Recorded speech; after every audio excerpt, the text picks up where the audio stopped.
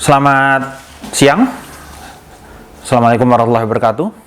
Jumpa lagi dengan saya, Guru Gendeng. Hari ini saya akan masuk ke KD3 atau bab 3 dari materi sejarah minat kelas 12, Perang Dingin. Materi Perang Dingin adalah salah satu materi pokok yang sudah sejak lama ada di kurikulum-kurikulum sekolah di seluruh dunia.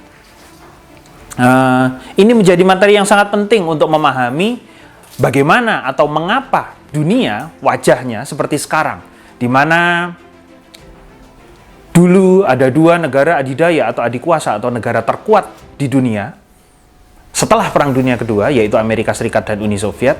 Lalu sekarang ada Amerika Serikat dan Cina atau Tiongkok.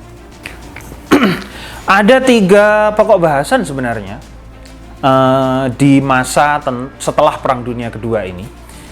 Materi sejarah minat kelas 12 yang bercerita pasca Perang Dunia Kedua itu bercerita tentang, atau pokok bahasannya tentang Perang Dingin, organisasi internasional, dan perkembangan mutakhir di dunia.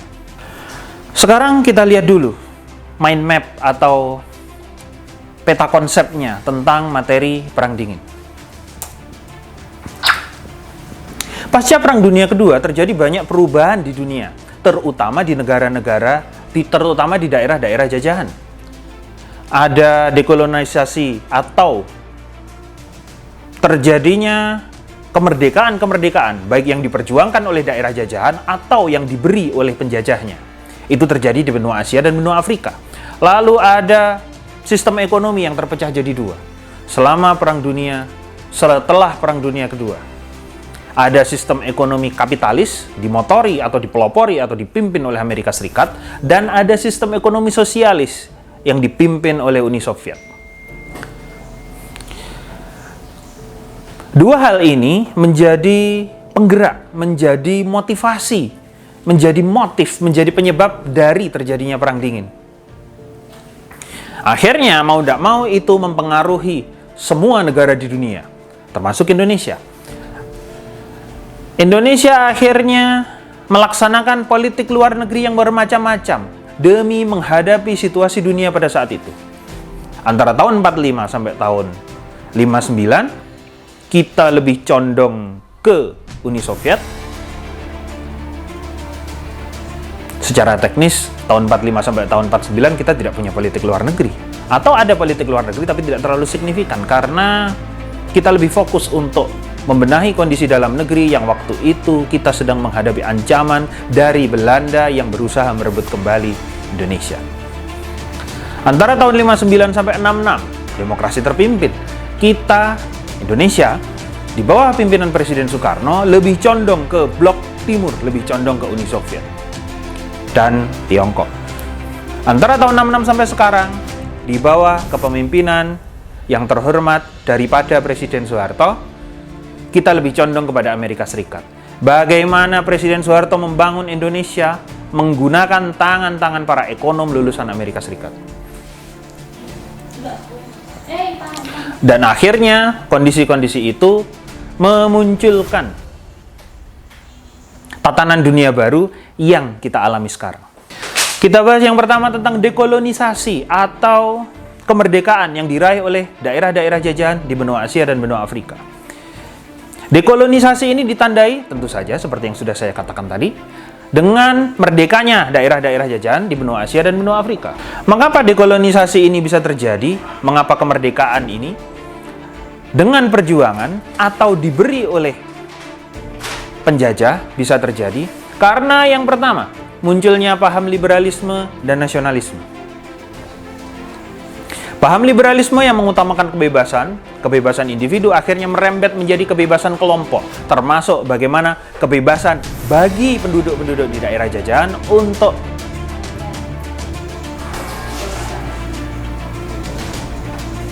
memerdekakan atau menentukan nasibnya sendiri. Lalu paham nasionalisme yang mengutamakan bangsa, bagaimana penduduk di daerah jajahan yang terdidik dan tercerahkan karena pengaruh yang diberikan oleh penjajah, di mana penjajah memberikan pendidikan bagi penduduk di daerah jajahan, menyebabkan mereka akhirnya tumbuh rasa nasionalisme dari dalam penduduk di daerah jajahan itu. Lalu yang kedua adalah kebijakan dekolonisasi dari negara-negara barat atau negara-negara sekutu atau para penjajah. Contohnya adalah Inggris. Inggris banyak sekali memberikan kemerdekaan kepada daerah-daerah jajahannya. Negara Federasi Malaya diberi kemerdekaan pada tahun 1963. Yang sekarang menjadi 3 negara itu, Malaysia, Singapura, dan Brunei. Lalu Nigeria. Lalu India. Lalu Afrika Selatan. Dan masih banyak lagi daerah-daerah jajahan Inggris yang mendapat kemerdekaan dari Inggris.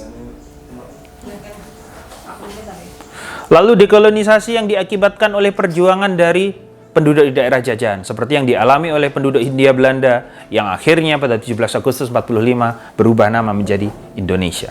Dekolonisasi yang terjadi di benua Asia dan Afrika tidak terlepas dari kondisi politik pada saat itu. Jepang misalnya memberikan janji kemerdekaan kepada Hindia Belanda karena dia butuh sumber daya alam dan sumber daya manusia di Hindia Belanda untuk membantu Jepang dalam Perang Dunia Kedua. Dalam Perang Dunia Kedua ketika Jepang harus menghadapi negara-negara Eropa ditambah Amerika Serikat. Contoh janji kemerdekaan ini diterima oleh Indonesia, India, Filipina, dan sebagainya.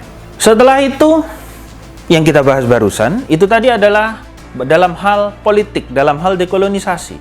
Setelah itu dalam hal ekonomi, pasca Perang Dunia Kedua, sistem ekonomi di dunia terpecah jadi 2. Ada sistem ekonomi liberal kapitalis, dipimpin oleh Amerika Serikat.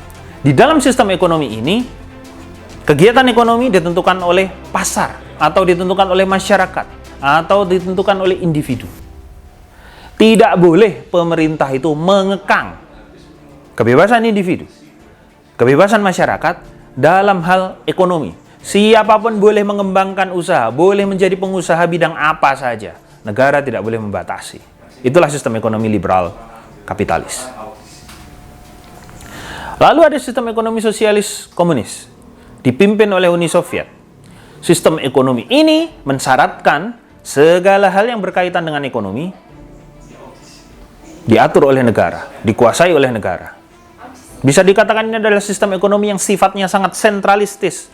Artinya benar-benar dikelola total oleh pemerintah pusat. Pemerintah daerah tidak punya kuasa selain daripada hanya melaksanakan kebijakan dari pemerintah pusat.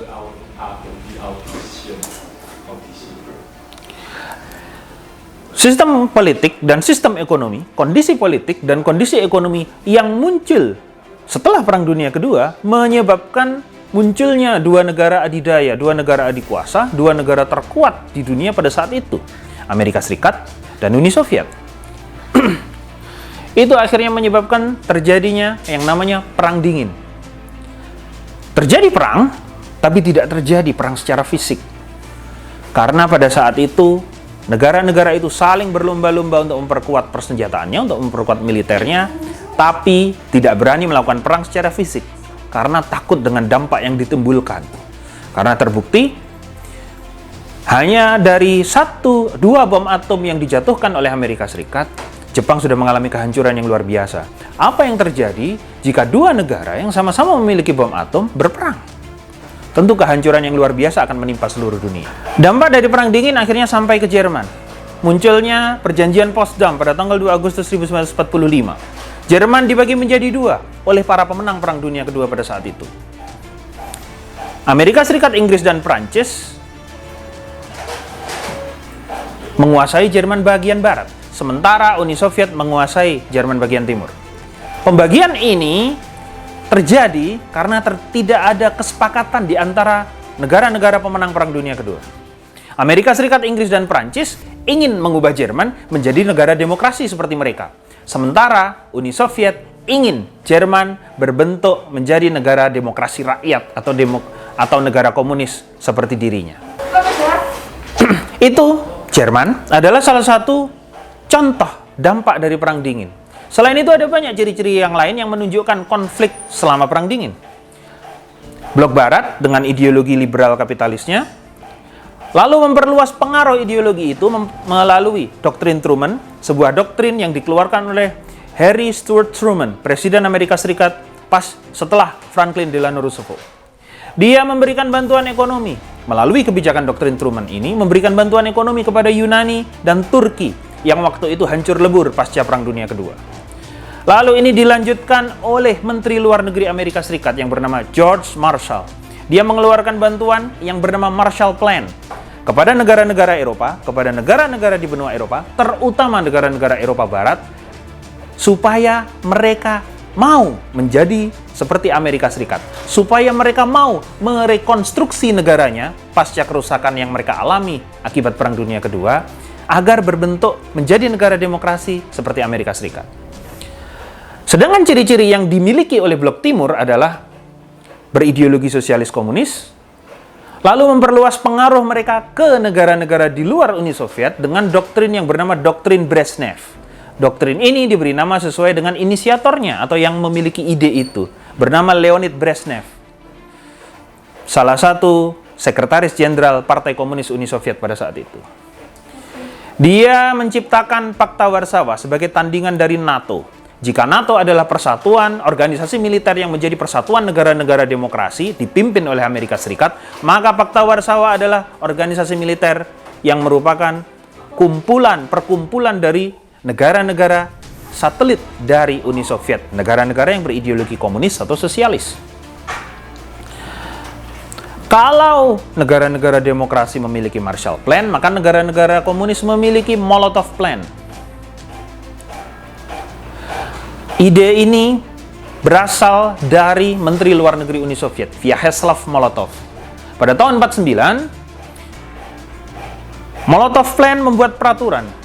Molotov Plan berisi peraturan, negara komunis, negara-negara anggota Pakta Warsawa dilarang menerima bantuan dana dari negara-negara barat, dari negara-negara demokrasi. Mereka harus mampu mencukupi kebutuhan dirinya sendiri, atau dengan istilah kerennya subsisten.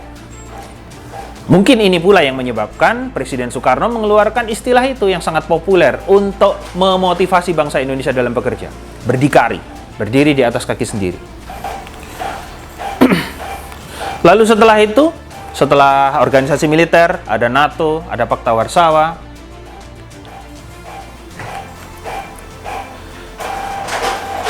Lalu ada ANZUS, Australia, New Zealand, United States, persatuan negara-negara di luar Eropa dengan Amerika Serikat. Maka Blok Timur, Blok Komunis juga memiliki Cominform. Ini adalah wadah kerjasama partai-partai komunis di Eropa, berpusat di Beograd, Yugoslavia, sebuah negara sosialis yang cukup kuat pengaruhnya di seluruh dunia sampai akhirnya mereka bubar. Lalu terakhir, yang tidak kalah penting, dan ini sering sekali difilmkan oleh Hollywood, organisasi intelijen. Blok Barat memiliki CIA, organisasi intelijen milik Amerika Serikat, Central Intelligence Agency, berdiri pada tahun 1947, berpusat di kota Langley, Virginia. Sementara Blok Timur memiliki organisasi intelijen bernama KGB, sebuah organisasi intelijen milik Uni Soviet. Berdiri pada tahun 1951, tugas mereka sama. Baik CIA maupun KGB bertugas untuk mencari data dan keterangan yang berhubungan dengan negara lawannya, yang berhubungan dengan lawan politiknya. CIA mencari kelemahan Uni Soviet, KGB mencari kelemahan Amerika Serikat. Dan mereka bertukar, saling bertukar agen-agen rahasia yang melakukan penyamaran. Oke, sampai di situ dulu. Pembahasan selanjutnya tentang bagaimana pertarungan antara Amerika Serikat dan Uni Soviet dalam bidang teknologi luar angkasa akan kita bahas pada video selanjutnya. Selamat siang, jaga kesehatan, semoga pandemi ini segera berakhir, dan